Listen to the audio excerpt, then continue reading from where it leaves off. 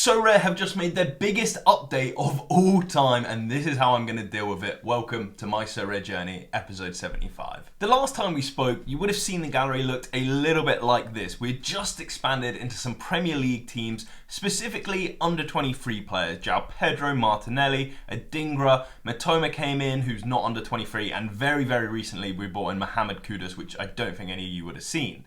Now, the rationale for that was this tweet from Nicholas, right? Obviously, the CEO, he knows what's going on at the company. And this was in late December. He gave the tweet that, new competition structures are coming to the competitions that mirror the real world of football, where star players will be star players. Now, how I interpreted that was somewhere along the lines of, I don't really know how they're going to do it, but Premier League players are probably going to be the players you go for. I thought young Premier League players are the safest bet. And then I can, because I've got an under 23 goalkeeper in Van der Vaart for next season at Leipzig, I can start rotating into some under 23 players so that I can fill out more teams and get, better value. If you buy an under 23 keeper and you're not playing him in under 23, that's not really optimal. So I did that for a couple of weeks, and then I built into this under 23 team, which is fantastic. Now we've had the update, we know exactly what's going on. The Premier League has its own competition. The Bundesliga has its own competition. And let's be honest, the prize pool is bigger in those divisions, or it's definitely bigger in Champion Europe, let's say, compared to Contender and Challenger, the new two divisions that are going on. So it's a really good step for my gallery. But there's also some things that aren't good for my gallery. If we look at the super rares here, look at the amount of super rares I have compared to rare cards, right? Now you don't have rare pro, and it is a bit of a pain whether you transition down or whether you transition up. The decision to then play rare or super rare, what's going to happen is it's all going to come down to the prize pool. Of course it is. Hopefully Sorare stagger it so the incentive is really there to play super rare, because that way it's going to force people up the divisions, which, if you look at the current standard of, I'm not talking mega whales that can buy every card on the game. I'm talking, very wealthy users that have, 100 to 200k in their gallery. The majority of their lineups are rare or rare pro. And it's like, well, if you give them a good enough incentive in terms of rewards here, then you push them up the division and offer more rewards, of course, then the rare division gets a bit easier. And players like me that are trying to, punch up, or now I'm probably a perfect rare gallery, to be fair, we are enjoying the competitions more because we're playing more against our own level. The super rare players get, that benefit of spending more money and being a bigger investor, per se, in the game. So I hope that's what happens, but we don't know what's going to happen yet. In terms of my journey, this is obviously my Sorare journey. Where do I step? It couldn't be clearer. I obviously play rare. I've got a 90% majority of rare cards or something mad. And the super rares, they're not great. Now, there was a decision to be made if I just went out and got a goalkeeper, but let's be real. Just look at the number of cards I've got in rare and the quality and stuff. It's definitely rare. Not forgetting as well, I do have a decent collection of limited cards. I sold off a lot of the key items, and I'm left with a lot of players that I don't really want to sell for nostalgia or because I like the player. I'm thinking Camavinga in a Ren top, Cruz, one of my, the Postman, if you've watched this journey for a long time, he's obviously a one-of. We don't need to go into it, but I've still got a collection of really solid limited cards, but it's no longer my priority. The priority division is, of course, rare, and that meant a big change. Yeah, I kind of just sold them all to Pavel for a decent hit. So the valuation on the day, £1,500. I don't really believe that. And I got £846 in cash, which obviously I was happy to accept, but watching this back, future Alex, if you're watching this, I can easily understand this is a huge mistake. There's a load of money given away for liquidity here, but let's listen to the strategy. So now is the time to be making moves. If you've got the money to move into Champion Europe, it's probably the preferred option, but we haven't really seen the full extent of the prize pool. Rare, super rare, I'm a rare player, majority, like I explained before. So I've got Simakan, Schlager, who's I called Schlanger for the whole time I owned him, so I'm going to continue it on the spreadsheet. Lacazette and Seawald here. What I did was look at their rare prices, because there's super rare prices that you see on the Sorare data equivalent. They're out of date. A lot of these players haven't sold in 2 months plus. So it's not really helpful. And we think Simakan today, he's been dropped for the last game. I think last 2 games maybe. Not doing his value any favors, but that wouldn't be reflected in his super rare price.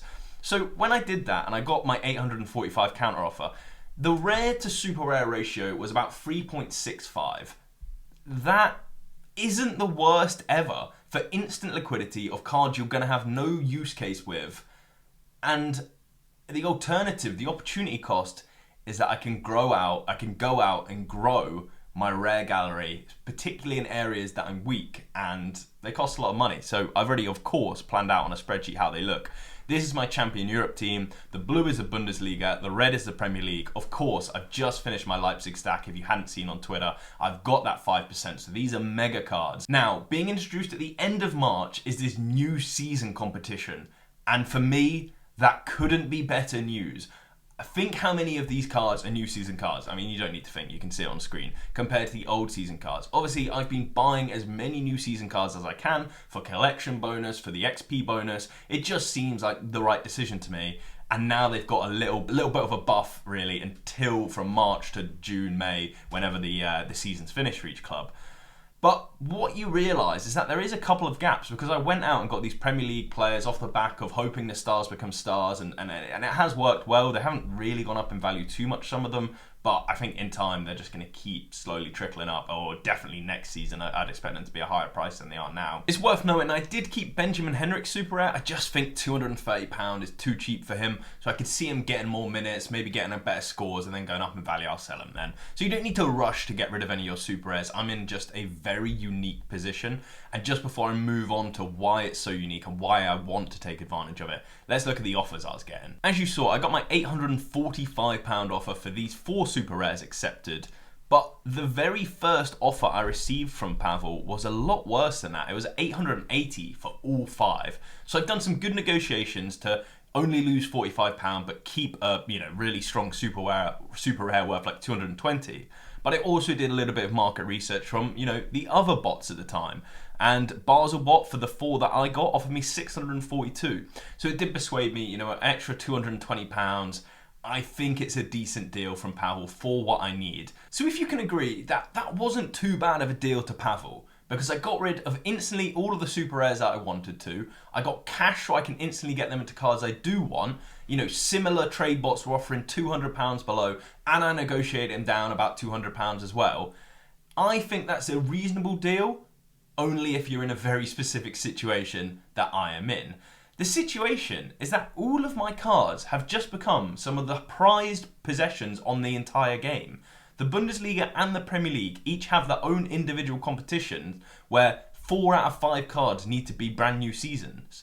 Now, they're going to have a substantial prize pool, but also not many people will be able to enter those competitions. And if they are entering them, to have, maximum XP on them, or to have depth of selection on them, that's not going to happen to many people, especially not immediately. They might be buying into it now, but then they'll be buying at a premium, which I didn't really pay. So I am in a very unique position, but I'm missing a goalkeeper is essentially it. I think that's immediately where we need to go in terms of strengthening, because the Premier League competition, it's great having all these great options, a little bit of depth, but if you don't have a goalkeeper, you can't play the competition. So that's immediately where we're going to use the funds. And then from there, hopefully we can get a decent return, because from now to the end of the season, it is my time to win. I really need to make something of especially the Leipzig collection, but also some of these new pickups, because I've got good value on them. But I want to keep eking out even more of an advantage. You can see all of my rare collections here. And if I am going to go out and purchase a goalkeeper, I really want them to be from the same collections I'm already facing. So if we look at the brand new season collections, in the Premier League specifically where I need a goalkeeper, we're looking at Brighton, Arsenal, or Newcastle. Now, obviously, I can go around the world of the Premier League or the world of football in the Premier League and pick whichever goalkeeper I think is best. But at the end of the day, the whole point of a free market is players are priced according to their scores and according to the current available information. So I'm not going to get weighed down on that too much, because I think it's a fair market. So I'm going to try and eke out a little advantage by taking advantage of just of these 3 teams who I think is going to be the best. Now, of course, Brighton don't have a nailed keeper. Newcastle's nailed keeper is Nick Pope, who's injured for, I think, pretty much the entire season. So that does limit me to just Arsenal if I'm looking for a guaranteed starter. But the thing that concerns me, David Raya already spiked in value. He's gone from £373 all the way up to £496 in a couple of days.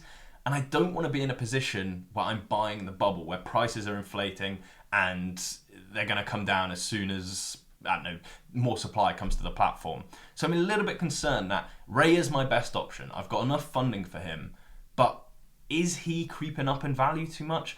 I think not, because I think these Premier League, the attention the Premier League's getting now is a long-lasting trend. I don't think it's a short pump like we've seen with the Premier League competition because it was only a month and a half competition. This new version of Sorare should continue forever and ever and ever, and I don't see them being as cheap as they are now. But of course, this is a huge risk. This is why I'm discussing it with you. My personal opinion right now is it's a good time to buy these Premier League cards. A lot of people will be wanting to buy them, but even at these prices here, they won't have the liquidity. They won't have any cash available, like I was in. So that's another reason that just pushed me to get that super rare. Get in on them early, get your team secured. You can use your collection bonus. Then on top of that, you can use your football knowledge for the Premier League competitions and swap between, if Brighton have a good game or Arsenal have a good game or Newcastle, and then combine them all. So there is, my unique situation where my cards are somewhere in the best demand for these brand new competitions which pay out the best we're probably going to see in terms of instant cash on the platform.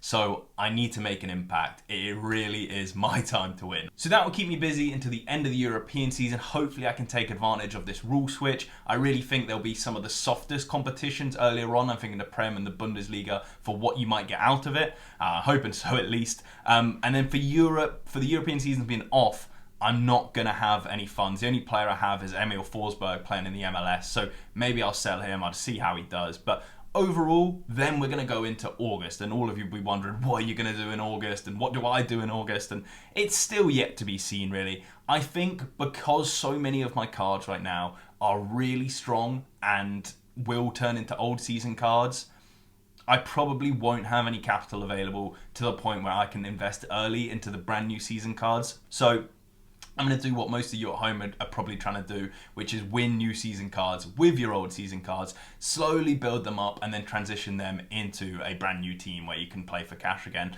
So I think it's a really fun, cycle where you can progress up. The key is knowing which division you're going to play in. I'm going to play in Rare. I can put multiple entries into the Bundesliga. I can put some entries into the Premier League. And if I'm having, an off week or a couple of tough fixtures, I can pick the best of the best into Champion Europe. There's so many different options for me, and I hope this explains what I'm doing. Maybe it helped you a little bit. If you do want to check out one of my other videos, please check out this one, subscribe to the channel, like, and all the best to you. Cheers.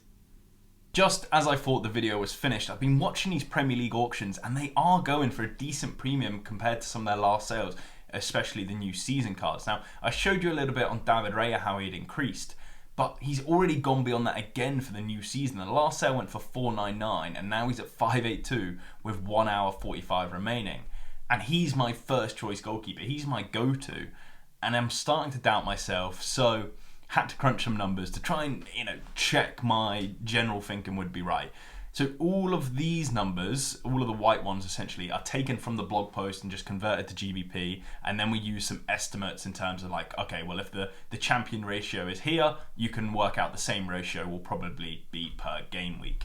Now, don't worry about it too much, because these are all kind of estimates and best guesses and won't be close to the answer. But I'm just thinking, what is the premium going to be for these new competitions? So you can see the prize pool in Champion goes to £4,000. If you keep in mind, Bellingham at the minute is worth 1,400. So he'd probably be like your top prize. Plus you add in some cash, maybe you say just over £2,000 if you win Champion. But Champion will also be split out. It'll be split out across, obviously, all of the old season cards won't be able to play. This is just the brand new season. Yes, you get multiple entries, and you'll get some people coming in from All-Star, but they're all going to be new season cards. So I think that'll actually be a drop in Champion, as well adding in that it splits into Bundesliga, La Liga. I don't see as many entries. Now, I've been conservative and just said, 0.75, leaving us with 1,600 entries. I think it'll be less. I do think it'll be less first couple of weeks. And then looking at the Premier League competition, there's 401 this game week, and I've gone a bit of an outrageous estimate and said, right, if they doubled in price, if they doubled in entries, like people like me, buying now, getting a team ready, people moving their Champion Europe lineups into Premier League, for the top prize, 802 for the first couple of weeks, that's still, high, but I think that it's fair enough estimates. And that leaves you per person with a £15 reward per game week. Obviously it's like some won't win and some will win loads, but £15, and currently, from my estimates, and Yawaza, thank you for the help, mate, it was £9. So 161% premium with estimates which are probably over the top on terms of entries. So yeah, I think it justifies its price rise. Now, does that mean I need to go out and get this David Raya? No, I can wait and get some other ones. I think between now and March, you'll probably find his price stabilize, come down slowly but surely. But my other thought is, if I'm wrong, and if it doesn't stabilize and it keeps going up and we're getting to £1,000 David Raya, I won't be able to afford it. And yeah, there's a good reason that, as more people sell cars and more liquidity comes to the game from, winning prizes and stuff, they could definitely creep up in value as well. So I don't know if I'll get this one. I definitely want David Raya, but I also want the backup of Ramsdale. So I'm in a pickle. I think the price rise is valid. It's just this one, or do I get one closer to March, February, end of Feb? Who knows? Well, thank you for listening. Hope it helped.